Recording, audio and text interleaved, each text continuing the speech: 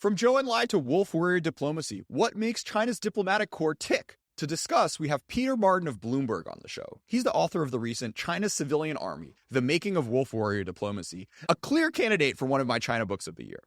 Co-hosting with me today is Jason Zhou, a current Schwarzman scholar. So, Peter, I guess, first of all, I'd be interested in wondering why you actually focused on writing on the foreign ministry, given that it's not usually considered one of the stronger and more important Chinese government organs. Yeah, it's a good question, and it's true. It's a slightly weird topic for a book, but I had this like general idea that I wanted to write a book at why China struggled to communicate with the world. And, you know, obviously that was prompted by this like moment in 2017 where there was this apparent kind of huge opening for China to step into this role that the US was vacating globally. And to some extent it did, right? The Belt and Road and military modernization and those kinds of things. But when it came to like persuading others and winning friends, it just clearly didn't manage to step into that void. So I kind of wanted to ask that question.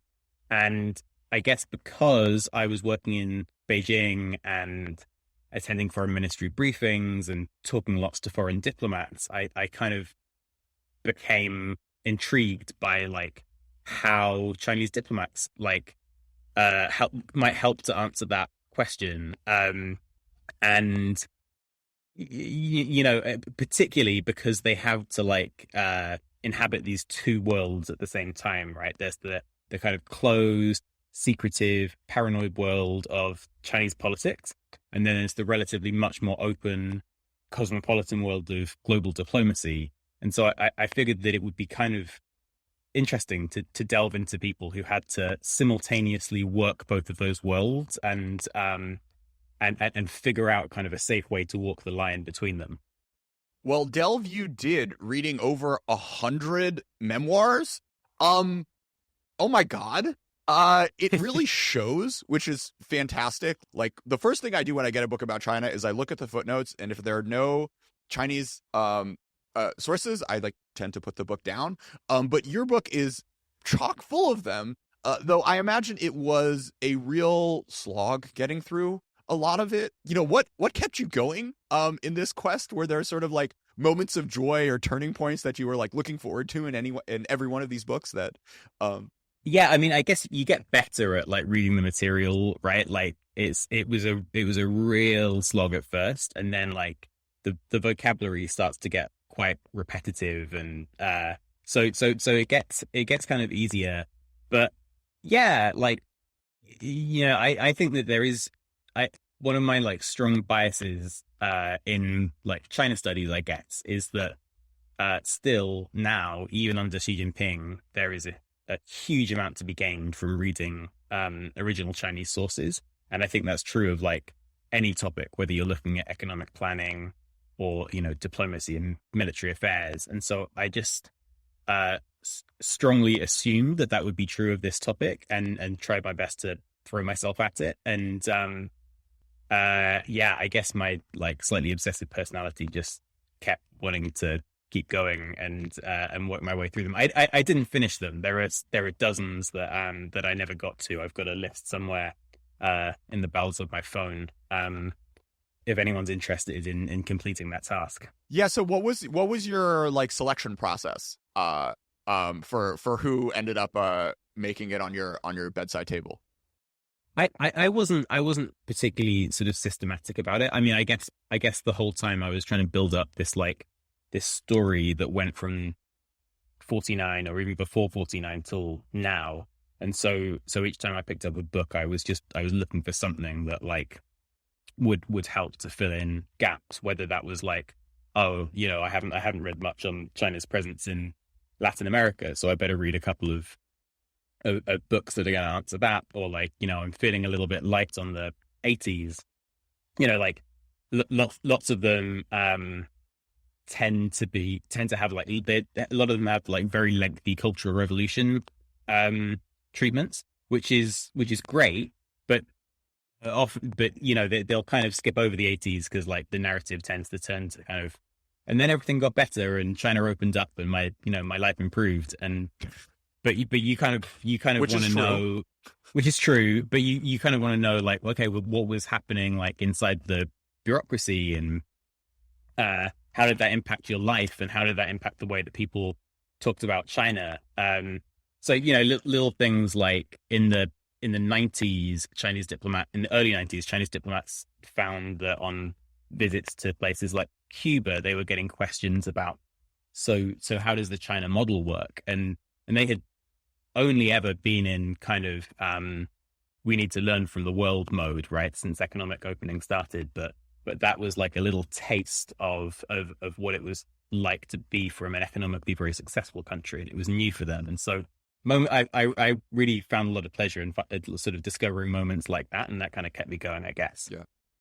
One more on these books. Like, is there anything particular about the genre of Chinese bureaucratic memoir as opposed to, Western diplomats or politicians talking about their lives that struck out to you? I actually think it's like more a question of like rank. If you read memoirs by like junior Western diplomats, they're also like not especially well edited. They're quite repetitive.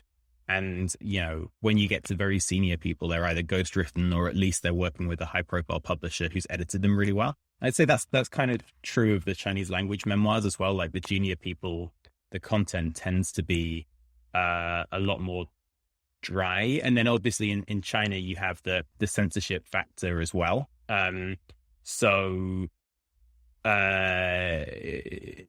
understanding is that none of the senior people actually get to write their own books. They feed into a process with state-owned publishers where they kind of talk through the content that they'd like to include, and then there's a committee of people that produce the book in their voice for them.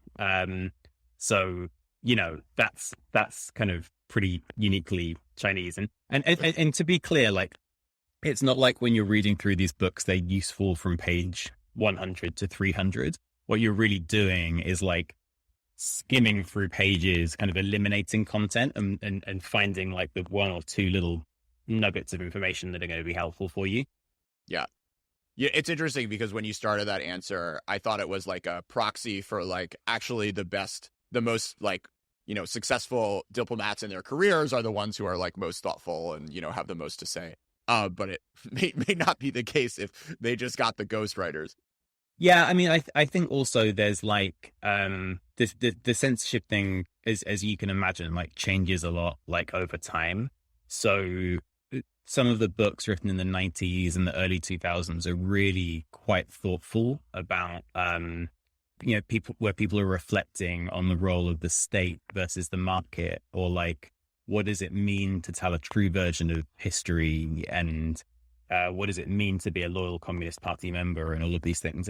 And none of them are dissidents, right? Like they're kind of taking the official narrative of Chinese history and giving their own personal spin on it. But that's quite a bold thing to do in a system like China's, especially when you've been a part of the system for decades, and books that have come out more recently are kind of I want to thank the motherland and the Communist Party for fostering my professional development, and just much more close to kind of Xinhua copy. But that makes sense, right, given China's political trajectory. Gotcha. All right, let's take it back to who other to start with than Zhou Enlai. Let's start a little bit with his personal backstory. I love this detail that you have where he was bullied as a kid because he moved from Jiangsu to Shenyang, and everyone thought he was like had this funny sounding Southern accent, which was his first taste of diplomacy. But what happens from there in his life, and maybe take us through the France years and into the 30s. Yeah, so he studied overseas, and he had really quite a rich experience. He spent time in France, Germany, Japan, a little bit of time in the UK. He, like many other Chinese students, was kind of shocked during his time in France, in particular, at the kind of state of French workers and the way that Western countries capitalist systems kind of worked in practice, and that helped push him toward Marxism, and and also, of course, during his time overseas, he watched China, struggle to make its case. At the Versailles Conference, he watched, China weak and humiliated, and was talking to other students about that. One more detail I want to be sure not to jump over is when he's in France, he gets his girlfriend a postcard of Robespierre saying that someday we two shall meet together to confront the guillotine arm in arm. I had to look up the Chinese word for guillotine. Duan Tou Tai, which is like just incredible. But I don't know. It's just any other thoughts about like the experience of France for these folks? Deng included also spent some time there in the early years, and how it sort of shaped this revolutionary generation's view of the world. I think that they went to France expecting to see a vision of what a more sort of optimistic future might hold in store for China, and so they went with very high hopes and very open minds.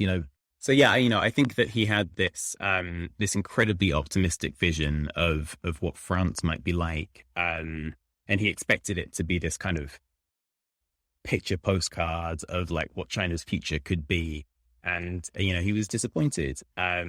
And at the same time, he read incredibly widely, Bolshevik literature. He read British Fabian socialist literature, which is much more sort of gradualist in its outlook. He read philosophy, and started to kind of meld together a worldview, but it was a worldview that was very much focused on like, how do the Chinese people help themselves, and how do we use these tools which are embedded in Marxism and Leninism to do that, and became wrapped up in very early Communist Party activities, helped to found the Paris youth branch of the Communist Party, and really kind of launched his revolutionary career from there. What was his early relationship to Mao once he came back to China, and how did it evolve over time? Yeah, I mean, it started off from a position where Zhou was the more experienced person. He was far more knowledgeable about, like the theory of revolution. He early on was, promoted inside the Communist Party, was given, during the First United Front, was given a very prominent role at the Huangpu Military Academy. And, Zhou was senior to Mao, full stop. And Mao kind of took on this role where, he was advocating this vision of revolution led by peasants and starting from the countryside, which just seemed like out of, to not fit with this like cosmopolitan vision of, urban insurrection. And once you hang out in Paris, you don't want to be slumming it with the exactly. Henan peasants, right? Right. But clearly the massive setbacks that the communists suffered in the 1930s left the party really with no choice but to embrace that vision of Mao's. And from, there was this sort of gradual process throughout the mid-30s where Mao came to eclipse Zhou, both as a military leader, but then also as a leader of the Communist Party itself, particularly after the Zuni Conference. And by the end of the Long March, Mao had kind of had consolidated that position, and Zhou had also made this decision where he kind of locked himself into a position of always being, second in command at best, and as his one-time official biographer says, a loyal servant of the chairman. And he clearly like suffered immensely at Mao's hands throughout much of his career, but he did die of natural causes in the mid-70s, and that's a testament, I think, to his political acumen and to the fact that from a just from the perspective of like political survival in the People's Republic, he made a decision that made sense for him because he did manage to keep his positions. Yeah, though, dying from untreated cancer because your boss doesn't let you go to the hospital is like there are degrees of success, I guess. It's a pretty bad consolation prize, yeah. Yeah. A few points I wanna highlight about this. First off, you mentioned like his first job was in the military. Maybe not his first job, but like that were his formative professional years were at Whampoa Academy and working with the Army, and that as we'll get into later was really formative for how he envisioned creating the foreign ministry. And one more detail that I don't want to go under unnoted, Sidney Rittenberg, who deserves his own podcast episode, a Brooklyn Jew who shows up in communist China and kind of never leaves, has this incredible memoir. One detail of which had Zhou crawling on a floor to show Mao something on a map, which sort of reminded me of Succession and Hogs on the Floor. Boar on the floor. Boar on the floor. Oh God, sorry. Who knew that show was reading Sidney Rittenberg memoirs for inspiration. But before we jump past the jump into the 40s, let's talk a little bit about sort of wooing Westerners in Yan'an. This seemed to establish a pattern which was repeated to pretty dramatic effect over the course of the PRC's history. Yeah, and I mean, just to go back and pick up on your point about the military, that was like true for Zhou on a personal level, but it was also true for communists everywhere. Like they were looking for institutions that provided a degree of just like organizational discipline that could be taken and channeled towards these incredibly radical goals for transforming society. And so Zhou was taken with it. So was the Communist Party of China, and so were the Bolsheviks. And cities were remade with these big squares at the center where military marching could take place. The structures of communist parties were inspired partly by the military. And so there was this whole kind of intellectual climate that went into Zhou's thinking about the PLA as a model for Chinese diplomats to follow. But yeah, sorry, you were asking about wooing foreigners. Actually, let's do that. Let's continue on that. Yeah. So the key characteristic that Zhou wanted to model was discipline. And that was important, I think, for the PRC when it thought about putting diplomats out into the world for the reason I kind of mentioned before, because of the radical difference between like the political world they had to navigate at home and then the outside world. So at home they were focused on control of information, of remaking society along these incredibly radical lines, and worried constantly that foreign plots and foreign interventions might thwart those designs. And then they had to send diplomats out to speak to these countries, which they believed with some justification that were plotting against China and thinking of ways to undo the communist revolution. And they had to figure out a way to make that workable and kind of square that circle. And so I think that's one of the reasons that the PLA jumped out as a model. Of course, also the People's Liberation Army had just led China to victory in a civil war, and so there was a great deal of they're kind of like bandwagoning on the PLA's domestic legitimacy a little bit. And I think one of the analogies I make is that like it was a little bit like the mission statement pinned on the wall of a tech startup.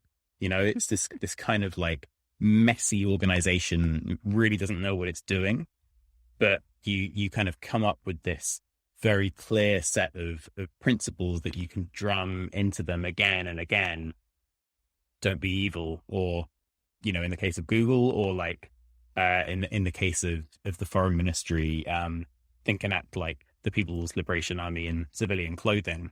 So there was this focus on discipline, and of course, this message, which wouldn't have been lost on any of the recruits, of like political loyalty, right? Like the PLA, as we all know, is a party army. It's not a state-directed army, and that its primary loyalty lies to the Communist Party's leadership. The foreign ministry does report into the Chinese state, but I think that, you know, that the point is that the Chinese diplomats need to be loyal to the party above all.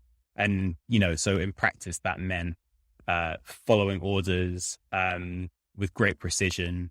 It meant asking permission before you act. It meant, you know, once you had acted, you report back on what you've done in a very, very precise way. So there was this phrase, you know, there are no trivial matters in diplomacy, 外交无小事, which was constantly drummed into people. Which is also objectively false. Yeah, although if you spend time with diplomats, you get the sense that small incidents can be inflated into pretty big things.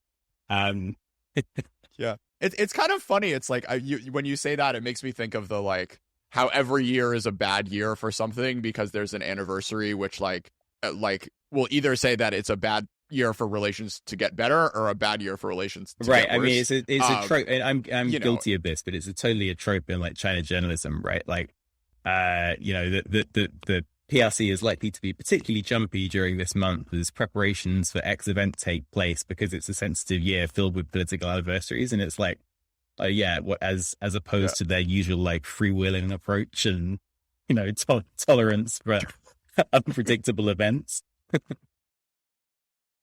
Yeah. You know, one fascinating sort of a cultural rink was this idea of doubling, where you kind of like can't go out alone. Also something that the North Koreans do, I think I read somewhere. But there was this great anecdote that you had where you write, the buddy system, sometimes its implementation was even comical. When one trainee diplomat in Vietnam was asked on a date by a local woman in 1961, he immediately reported the invitation to his superiors. The embassy earnestly researched the woman's request and eventually ruled that he could go on a date as long as 4 other Chinese students accompanied him. He didn't get a second date. Not sure there's much more to say on that. Yeah. So Peter, like, where did this doubling idea come from, and how does it sort of like how does it sort of feed into broader themes of how the foreign ministry wanted so to run this is one of the types of weird questions that kept me going with the memoirs, because it took me ages to track down where it had come from. And you know, it was quite a long way into my research that I think it's Ji Chaoju's memoir says that it was a rule dating to the Cultural Revolution instituted by Jiang Qing, which turned out to be just like completely inaccurate. But that was my working assumption for a long time, until I read references to it in the 50s, and then I was like, okay, so it's much earlier than that, but I'm not sure exactly where it comes from. My understanding is that this was an idea that Zhou Enlai had in 1949, and it was first implemented in the Moscow embassy by Wang Jiaxiang, as China's ambassador there, and had been an incredibly important figure in the Communist Party kind of in earlier decades, a very senior, well-established, not just Chinese diplomat, but Chinese politician and revolutionary. And he insisted that as he walked around Moscow, he was accompanied by someone else to make sure that there was no question of him leaking secrets, or doing anything improper. Even in the Soviet Union, right, which is supposed to be at this stage such a close friend of the PRC, and it was something that was implemented in Chinese embassies across the world and has survived right up till today. the implementation has been kind of like spotty and imperfect, and has tended to be less closely followed at times when China's political system has been a little bit more open, and civil society and media and other things like that have been given some leeway. So in the 90s and the 2000s, there certainly were lots of cases, and you can speak to former US and European and other diplomats who would go out for coffees with Chinese diplomats on their own and hang out. But right, but they were doing that knowingly, kind of breaking this rule. But under Xi Jinping, this buddy system has been implemented with extraordinary zeal, as you would expect. It's very much in fitting with the rest of the Xi project, and Chinese diplomats in their early 30s going overseas to England or the US to do study abroad programs have been instructed that you must strictly implement in Chinese, it's called the two people walking together rule, 二人同行, and you must strictly implement that rule wherever you go. And you can imagine that how far, given how much of like the university experience is about talking to other people and like learning from your peers and stuff, how inhibiting that must be. But that's the demand that's being put out there. So in Red Roulette, there's this moment where this Desmond Shum, like in his youth, is like running around Shanghai with his like hands, holding hands with his buddies, and it's like the best time of his life, and he like spend the rest of his life like searching for like real friends. And it's kind of funny thinking about this as like a horrible flip of that, is like, no, like this diplomat is just your best friend, but also could like ruin your life and report you for, like talking to the wrong person or like dating someone without approval. Or I mean, one of the things that like really, because you read this stuff in the memoirs, right? But then you want to go out and like ask people like, so how does it feel? Like, what's it like to work in a system like this? And oftentimes like the answers you get are really surprising. And so in the case of the buddy rule, I just assumed, I talked to Western diplomats who said like, oh, I feel sorry for them. It's really embarrassing for them that they have to show up for coffee with two of them. And, and I guess that was kind of my like assumption as well. But when you talk to Chinese diplomats about it, or former diplomats, they say, well, no, I really like the rule because like it protects you. And, so that like, if there is a leak or something goes wrong, you have someone to vouch for you that like it wasn't you, and you get to maintain your sort of sense of innocence, which I guess shows just how like radically different the incentives for individual behavior become in a system like this. Yeah. Well, I mean, the other buddy system that folks are probably used to is cops, right? And that certainly happens in the West. And, there's a rationale behind like, okay, like it's easier to arrest one person if there are two people there, but you also have this sort of like omerta dynamic, which has been sort of exposed for all its nastiness. I don't know, any other buddy systems you can think of? Militaries use it occasionally, like military attaches. I think in countries where there are worries about espionage, will often go out and meet with people in pairs. So like, and like every diplomatic service puts restrictions on foreign contact or reporting requirements on foreign contact. So there's kind of a sliding scale. It's just that like the PRC is way further along that scale than most countries. So you brought up this startup idea, and I want to take us back to the early years of the foreign ministry. There are these great like Eliza Doolittle type stories. Could you share some of those of these diplomats, many of whom did not speak any foreign languages, trying to figure out how making the transition from like guerrilla to party goer, jazz listener. What was that like, and what were some of the hijinks there? I mean, so like on the junior side in the ministry, like most of these diplomats had never been overseas. They might have never met or have barely spent any time interacting with foreigners. They didn't speak foreign languages. And at the senior level, Mao and Zhou very deliberately picked almost exclusively. There were some exceptions, like Wang Jiasang in Moscow, but almost exclusively former PLA generals to act as ambassadors. And these people had been fighting an underground guerrilla war for the last couple of decades. Like they were the last people you were going to send to, cocktail parties to hobnob with people. But that was the new task. Many of them were very unhappy about it, incidentally, and really fought in some cases to get themselves relieved of foreign ministry duty and sent back to the PLA.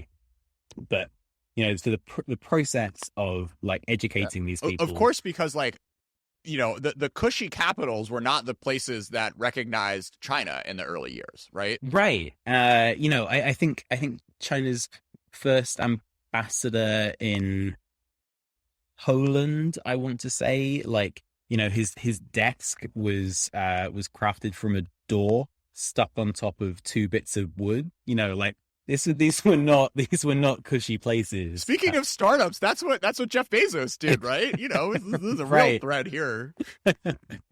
But so the process of getting these people ready to go overseas is incredibly daunting, right? And the message and Chinese diplomats found themselves, there are examples from Hungary and also from Moscow where they just kind of found themselves sitting around idling in the embassy because like they didn't really know what they were supposed to be doing as diplomats, and they went out and consciously kind of have meetings with the Soviet Foreign Ministry and other diplomats from the Eastern Bloc, and took notes on, okay, so what do diplomats in an embassy do, and like how do you do reporting, and like how do you conduct a meeting, and they sent these notes back to Beijing, and they were gradually kind of compiled into training materials for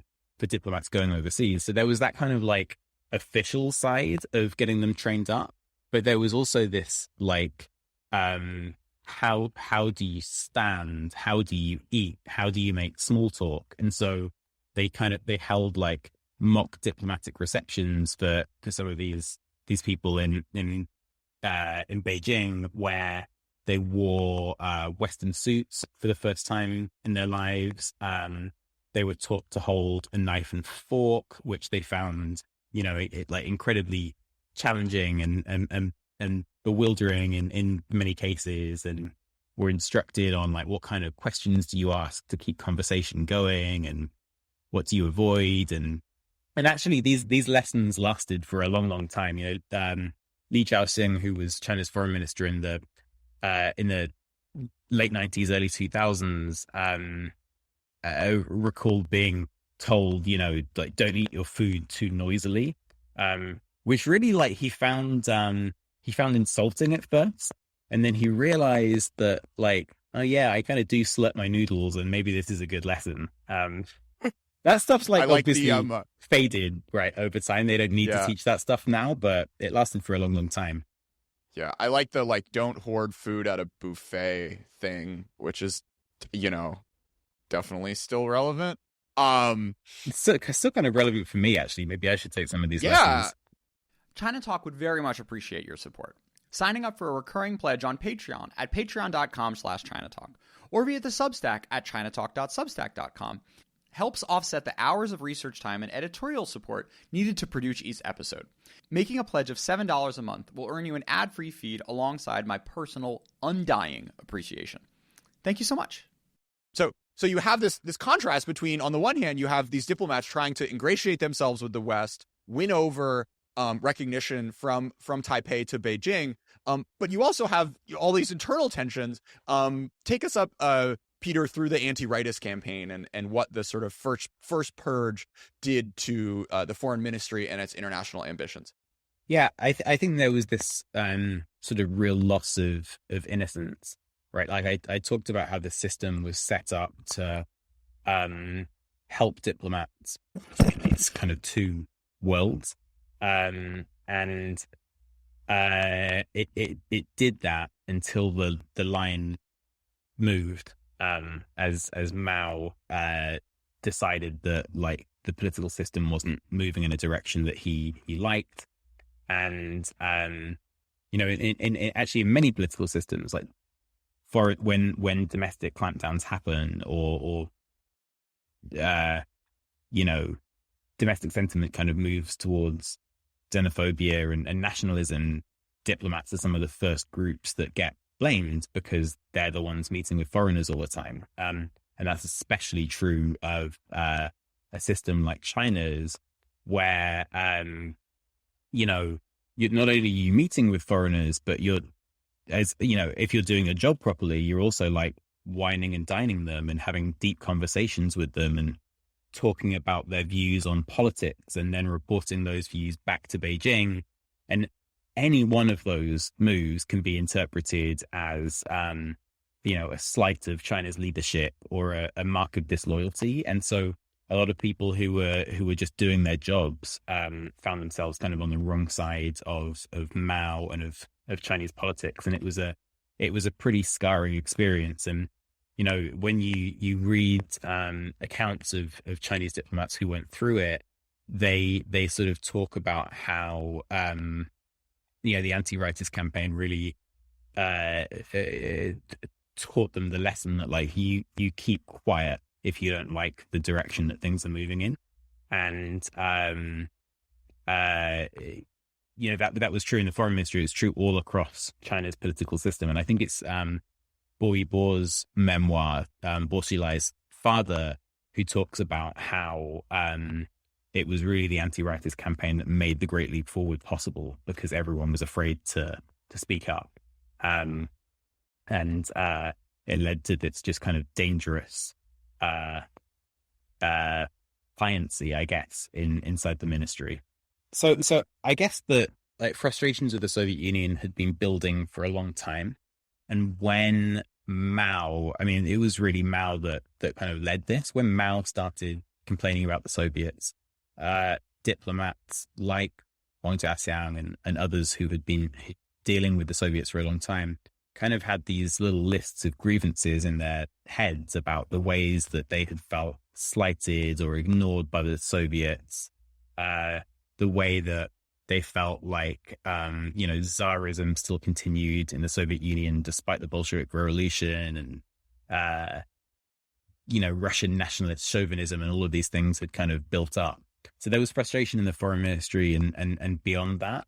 And the split itself was kind of because China's relationship with communist countries and it was and is led by the state apparatus through the foreign ministry, but also of course through the party apparatus. So the international liaison department of the Communist Party, the propaganda organs, all of these things also have this incredibly important role in relation to the Soviet Union, just like they do with North Korea and to some extent Vietnam now. And so kind of all of those organs were moved onto this kind of hostile footing where there was this, series of just increasingly bizarre meetings between the two sides where they would kind of trade ideological insults and question each other's purity. And once we get to 1962, you write about this great meeting where Kang Sheng, who is famously like the pretty awful human being security chief, read a speech approved by Beijing, praised Stalin as a good comrade, and criticized Khrushchev for calling the late dictator a bandit, a gambler, a despot like Ivan the Terrible, a fool, a piece of shit, and an idiot. One eyewitness, Crane, said that the strange talks were difficult to even call negotiations. So, once you're staring at the face of your supposed diplomatic colleagues and just telling them that they are full of shit, it's a difficult thing to sort of into this world where like you're insulting people by questioning their communist credentials. But the relationship really fell apart there, and was also driven by things like distrust over whether the Soviets would help them out with their nuclear weapons program, and of course major questions about the domestic direction that China took in the Great Leap Forward. But on the diplomatic front, that kind of played out through, like I said, party organs, and then also the foreign ministry. You know, we think Wolf Warriors were hard. I mean, this was really another level, even before the Cultural Revolution. Right. I mean, the talks between the two sides, it was a little bit like, you know, when you're just in a really toxic relationship and you finish an argument at like an 8 out of 10, and next time you argue, you pick up back from that position and crank it up to a 9, and it just continues in this horrible death spiral. And that's kind of how I think of the Sino-Soviet split. All right, so you know, we got to cover it. The Cultural Revolution, maybe using the story of Zhang Bing as an entree point for what happened to the foreign ministry during this time. Yeah, so I really loved her story, and actually, like, she wrote one book and then she edited a bunch of others. Most of the content, there's really like one chapter that focuses on the Cultural Revolution is super useful, and the rest of it is really bland. But she was just kind of this like scrappy individual from Northeast China, who you know, her husband to join the foreign ministry. She didn't have much in the way of formal education. She wanted to join too, and she took her, you know, she got herself educated, taking her newborn child to like many of the lectures that she attended. And I just really loved this. There's like a really, you know, China at its best in some ways, right? This was someone who would not have had prospects otherwise, and was just able through sheer grit and determination to get herself into the foreign ministry and start this career, which opened up possibilities for her traveling the world and you know, leaving this village that she'd been born into in Northeast China and really changing her prospects. She was super excited about that, and joined the ministry just as the Cultural Revolution was getting going, and very quickly found herself sent to a 5-7 cadre school, you know, one of these schools that were set, camps really, that were set up for Chinese officials to teach them the ways of true proletarian Marxism. And she you know, ended up go hungry watching ambassadors and senior diplomats clean out the toilets and pull you know, humans pulling plows instead of cattle, and all of these kind of terrible things. And that was the start of her diplomatic career. And she like other diplomats, you know, as the opening up to the United States happened with the Kissinger and Nixon visits, she had a couple of opportunities, and China started building ties with other countries too. She had a couple of opportunities to go to Beijing, and she realized that, like, she had learned nothing about international diplomacy. She felt like a complete fraud. And she actually has this passage in her book, which I think was written in the mid-2000s, where she says, so in 1971, the camps began to be dismantled. Zhang stayed on until 1972, when she fell ill and was sent to Beijing. A few months later, when she was assigned to train for a new job for the ministry, she felt like she had nothing to contribute. If they sent me back to the foreign ministry, what could I do, she asked herself. How can someone who can only shout slogans, write big character posters, and do manual work in the fields be a diplomat? By then, Zhang was 34 years old and 6 months pregnant. In a flash, 6 years had gone by, and the golden years of my life had pointlessly drifted away, she wrote. For her and many millions of other young Chinese, the Cultural Revolution had raised painful questions about the new society they'd been told they were building.